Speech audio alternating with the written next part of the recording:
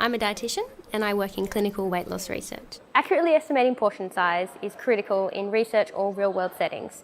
For example, if you're trying to watch your weight and you're out to dinner and you're presented with a bowl of food, there's no really good way to actually estimate how much you're eating unless you're going to whip some scales out of your bag. So we wanted to find a more objective way for people to quantify what they're eating when they're out and about.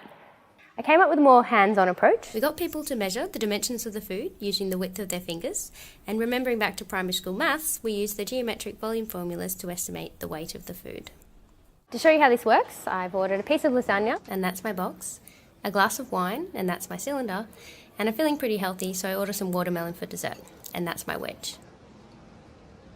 So this lasagna is 7 by 5 by 4 fingers. In the future, I see this method being incorporated into smartphone applications. So you put your finger widths in along with your height and your weight, and the app will do all of the calculations for you. and then you've got a more accurate way to estimate the portion size.